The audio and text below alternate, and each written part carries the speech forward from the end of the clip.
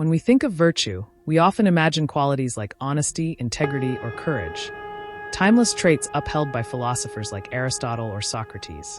But imagine a world where the pursuit of power and the art of ruling demands something different, where the classical virtues are replaced with a more pragmatic, even ruthless, understanding of what makes a leader effective.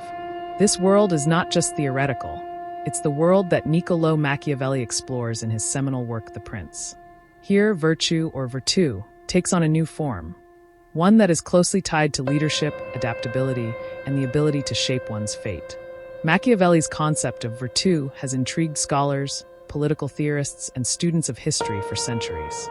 Unlike the classical notion of virtue, which celebrates moral excellence and ethical behavior, Machiavelli's virtù is a more complex and at times controversial idea. It is about the qualities that allow a leader to navigate the unpredictable currents of fortune, to take control of one's destiny, and to manipulate circumstances to achieve political success. Machiavelli's virtuoso leader is not necessarily virtuous in the traditional sense, but is capable, cunning, and adaptable, qualities that might not always align with the moral codes of earlier philosophers. In this essay, we will dive deep into Machiavelli's definition of virtù, examine how it diverges from traditional understandings of virtue, and explore its central role in shaping leadership and statecraft as outlined in The Prince. Before we begin, welcome to the Unfolding Journey YouTube channel. If you're someone who enjoys exploring fascinating ideas from history, philosophy, and politics, you're in the right place. Today, we're going to dive deep into one of the most provocative figures in political philosophy, Niccolò Machiavelli. So grab a coffee and settle in as we explore his idea of virtù and its implications on leadership. If you're new here, don't forget to subscribe and hit the notification bell to stay up to date with all our latest content. Let's get started. Understanding Machiavelli's virtù in context. In The Prince, Machiavelli lays out a pragmatic and often unsettling guide for rulers seeking to maintain power and navigate the often treacherous waters of political life. Virtù, a term that is central to the work, can be understood as the set of qualities or skills that enable a prince, or any leader, to shape and control their own destiny in the world of politics. Unlike the traditional Greek and Roman understanding of virtue, which emphasized moral goodness, wisdom, and justice as ideal qualities for rulers and citizens alike, Machiavelli's virtù is more concerned with practical effectiveness, decisiveness, and adaptability in a political context. It refers not to moral goodness, but to the capacity to act in a way that is politically effective, regardless of the conventional moral or ethical standards. To understand this better, we must first consider the political environment in which Machiavelli was writing. Living in Renaissance Italy, a time of political instability, power struggles, and shifting alliances, Machiavelli was keenly aware that the traditional virtues of classical philosophy, like justice or wisdom, often failed to account for the brutal realities of statecraft. In a world where fortune, or fortuna, was often capricious and unpredictable, the ability to adapt and act decisively became more important than adhering to a moral code. Therefore, virtù is not about virtue in the traditional moral sense, but about the ability to act in a way that will allow a ruler to overcome the challenges they face and ultimately secure their position of power. For Machiavelli, the truly successful leader must have the ability to bend the forces of fate and circumstance to their will, using cunning, strength, and flexibility as their tools. To fully appreciate the distinction between classical virtue and Machiavelli's virtù, we must look at the traditional notion of virtue in classical political philosophy. Classical thinkers like Plato, Aristotle, and Cicero emphasized moral virtues as essential qualities for both individuals and leaders. Plato's ideal philosopher king, for instance, is a figure who possesses wisdom, courage, temperance, and justice. Aristotle, in his Nicomachean Ethics, highlights the importance of developing good character and practical wisdom, phronesis, to live a flourishing life and create a just society. The classical virtues are idealistic in nature. They focus on cultivating moral excellence and align with the broader aim of achieving justice and harmony in society.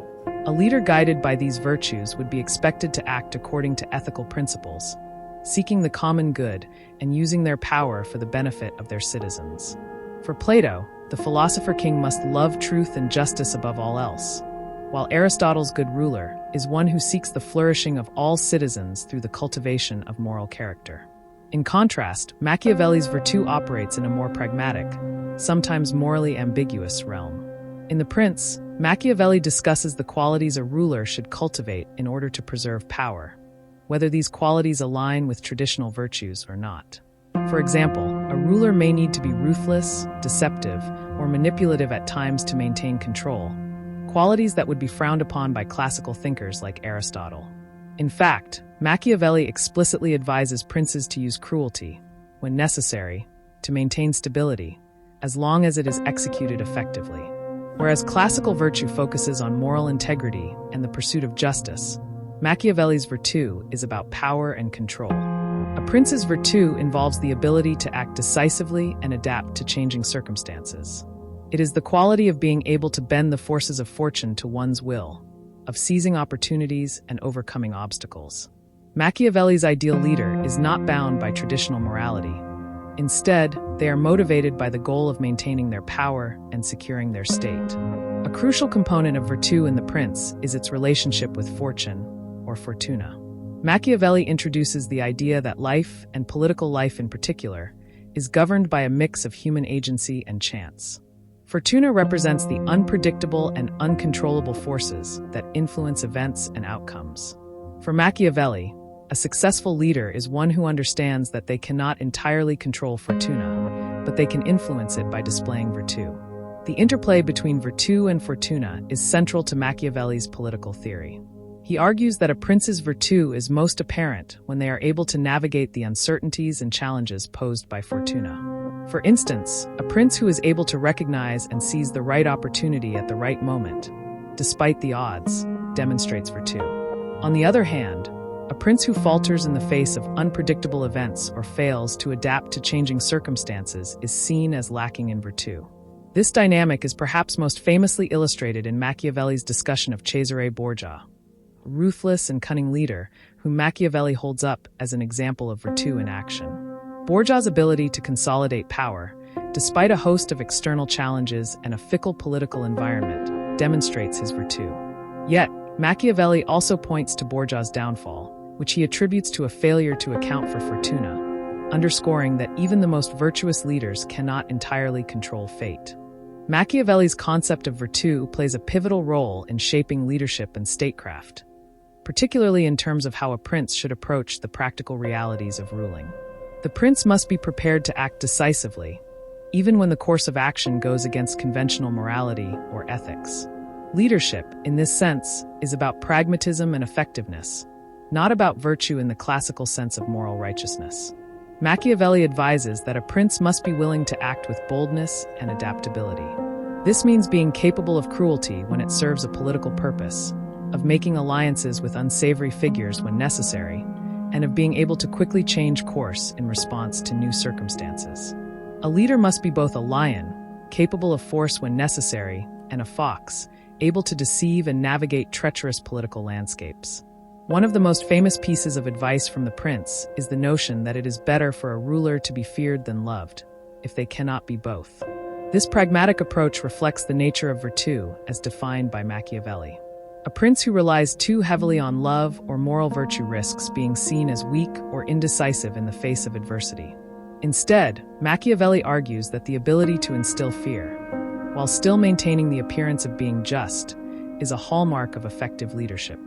In conclusion, Machiavelli's concept of virtù is a fundamental departure from the traditional notions of virtue found in classical political philosophy.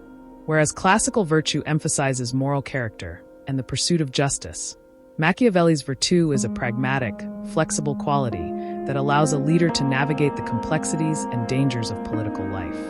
It is not about being morally good, but about being politically effective, adaptable, and capable of shaping one's own fate in a world where fortune plays a significant role.